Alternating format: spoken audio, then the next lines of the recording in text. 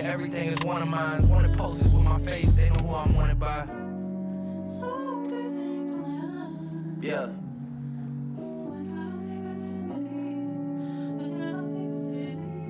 Yeah. Cold hearts and heated floors, no parental guidance, I just see divorce. Therapy sessions, I'm in the waiting room reading Forbes. Abandonment issues, I'm getting treated for. How much water can I fit under the bridge before it overflows? My son's gotta learn that forgiveness is a lonely road. The crib's on his wheel like motorhomes. Niggas love to try and test us like they know what we own. Chubbs got the magazine cover like Rolling Stones, 'cause we already know how they rock, they throwing stones. Whenever you getting bigger, there's growing pains. I got enough pull to make the city start throwing games. I'm out here making a mockery. I got my realtor out here playing Monopoly. How can I address you when you don't own property? They only finesse you when you don't move properly. Destined for the win, but you don't get a prize out of me. I'm destined for the top, but you can't get a rise out of me. 750 for the round canaries and they glittering. Man, you niggas drop trash, you littering. I'm over delivering to the point it's belittling. I mean the PTSD is triggering, the profit is sickening, the stones is shimmering. Came from the north, but I got hot as fuck, so ain't no shivering. Yeah. Lucky me, people that don't fuck with me are linking up with people that don't fuck with me to fuck with me. This shit is getting ugly. And every situation is transactional, and everything they saying is irrational, and every way they moving is promotional. Everybody's acting irreplaceable, it's like they ain't disposable. My urges for revenge are uncontrollable. I know we're getting older though. Yeah.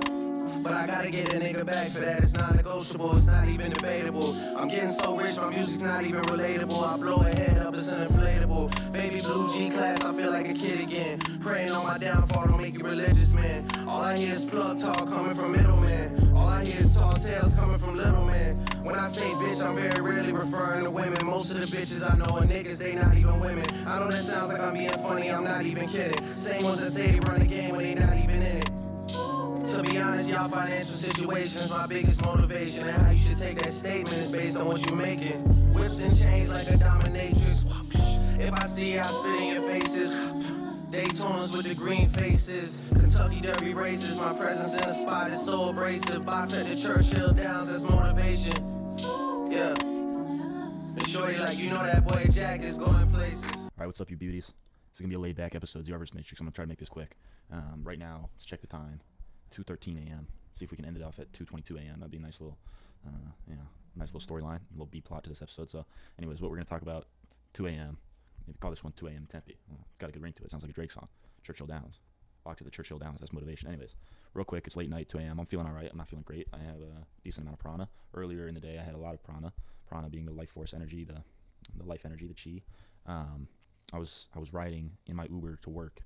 And I closed my eyes, and this will be the topic of today's video. Close your eyes, and I had my eyes closed the whole time, you know. And I've wanted to get into meditating for a long time, but I'm so retarded that it's like a mental gap for me. But I've been doing some stuff, but closing the eyes is like this is a funny thing. So obviously this is the versus the Matrix, and this is one simple trick that the Matrix hates. The Matrix, dear friend, does not want you to know this one simple trick, and it's the easiest trick. This is the funniest thing. It's like this. Think of life, right? Think of this as your life, right? And you're out, and it's like you have a treasure map, right? And you're out looking. You sail the 7 seas, you know, like Captain Jack Sparrow, Blackbeard. You know, you sail the 7 seas. You climb mountains. You search everywhere. You search everywhere, trying to find what you're looking for. But the whole time, and you're looking at the map, you're looking all out there, everywhere. You go everywhere in the world, and you can't find it. And you look at the map, and you're standing on top of the X. So that's a little allegory, I guess. I didn't come up with that one, but a little story to represent this life, and it's a funny trick once you see the truth. It's very funny. But essentially, we're all looking for bliss in this life, and in fact, the default state is bliss. But we're in the Matrix, and you know, honestly, I don't have anything against the people, beings, whatever that are running this Matrix, that made this Matrix, that you know designed it the way it is, where it's you know whatever. Things are changing, things are shifting, so it's good. I've talked about this before, the pendulum is swinging back, but honestly, in this video, I'll keep my eyes closed this whole video, and I'll tell you why I do it, and why I was in the Uber today with my eyes closed going down, and it was one of the best experiences of my life, which you might say, oh, that's one of the best experiences of your life. You know, when you think of good experiences, you might think, oh, I was with my friends, you know, I was doing this, I was doing that. Well, yeah, those are good, but today I'm in the Uber with my eyes closed, the sun is on me, I'm just sort of listening to music, but my eyes are closed the whole time, and it's just pure bliss. So this is what I mean when I say you're searching out all in the world, you're going in the Matrix, you're on your phone, you're searching for something that's going to bring you that bliss. All you got to do is close your eyes, guys. That's what I mean. The X is right underneath your feet. It's the easiest thing in the whole world. It takes absolutely no effort to close your eyes. Right? When you go to sleep, you close your eyes. then you fall asleep, right? If we had our eyes closed all day, well, we wouldn't be dealing with the matrix. Maybe you say we have to eat, we have to do, we have to drink water. Yeah, that's true. I mean, you could argue that it's actually not true. There's people. I've said this before, but there's people, real stories of people all over the world. People in India and stuff that they don't eat. They don't eat. They're sustained by this bliss, this blissful feeling, this godly feeling, God. But this is the secret that the Matrix. This is one of. The Matrix doesn't want you to know a lot of shit. Here's the thing. It's a funny thing. We are so, especially in 2026, but the whole goal of the Matrix. What I'm gonna do and what we should do. We need to come up with a guy, an archetype that we can just sort of canonize in the ZR multiverse as the leader of the Matrix, because I don't want to keep referring to this like the elite, the ruling class, whatever the fuck. We've got in the ZR multiverse right now, we've got Larry Finkelstein. Everybody knows Larry Finkelstein. We got Jerry Hinkleberg, and he's a good guy. We got Linda, that's Jerry's wife, obviously. Obviously, everybody knows Tabernacle Jones, but we need somebody that we can sort of pin all these, the leader of the ringleader of the Matrix, the big bad, the ultimate enemy, I guess.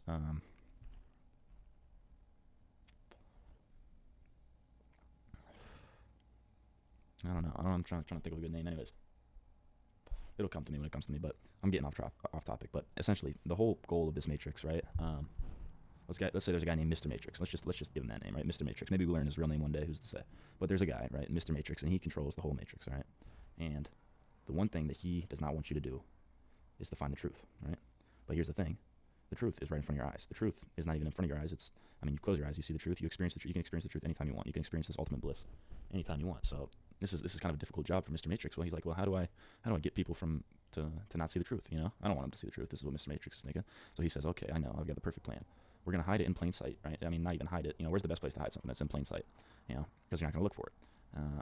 But essentially, Mr. Matrix is thinking, all right, we're gonna just keep everybody distracted. There's gonna be 10 billion distractions, an infinite number of distractions. This is what was called the world of 10,000 things. I forget who called it that. Maybe the Gnostics. I don't know. But this is the world of 10,000 things.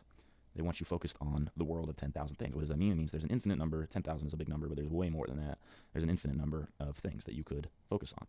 You could wake up, you could focus on your phone, you could go on Instagram, you could see a random post or a story or whatever. You scroll infinite videos. TikTok, infinite videos.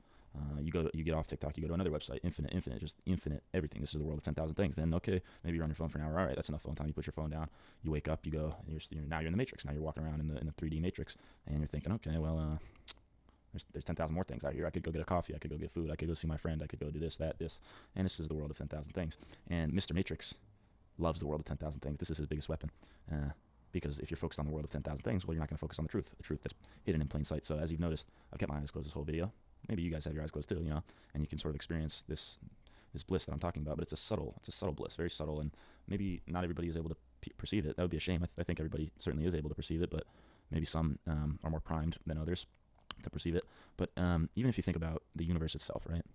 Something like this, right? It's 2 a.m. right now, 2 a.m. in Tempe. This is what this video will be called. And it's silent.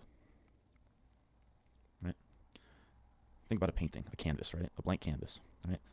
So Leonardo da Vinci wants to do a masterpiece, his next masterpiece. He wants to paint it, and he's getting his tools together. He's getting his paint, but first he needs the canvas. He needs the blank canvas, and he says, "Okay, this is the perfect canvas." And then he begins painting, and he paints a masterpiece, right? Well, tell me this, dear viewer: does that masterpiece exist without the blank canvas? And the answer is no.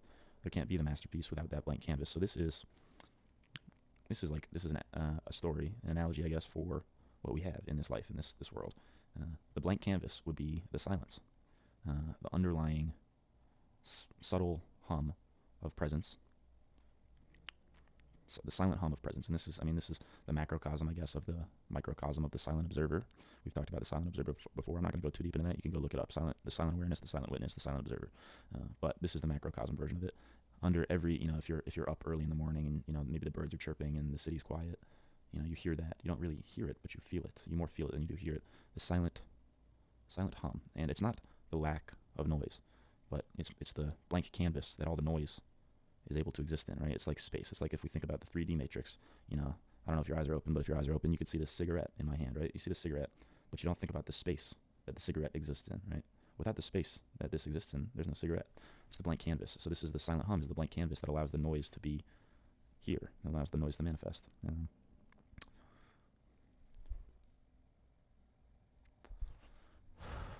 See if I got anything else. Just while I'm here, 2 a.m. in Tempe. That might be it for this video. I'll leave you guys with this. Just close your eyes. You don't have to try to meditate. You don't have to focus on your breath. You don't have to do anything. Just close your eyes, and I promise you, you're gonna find what you're looking for. You guys have the treasure map, and you're looking everywhere.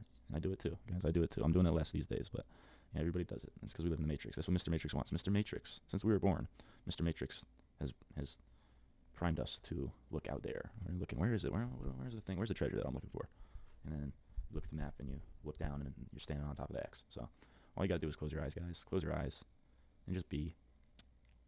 And you'll find what you're looking for, guys. All right, I'm gonna open them now. Let's see what time it is. 2:25 a.m. Just 3 minutes over. Anyways, guys, that's the video. 15-minute video. I'll put it in 2x. Stay fly, boys. I will catch you on the flip.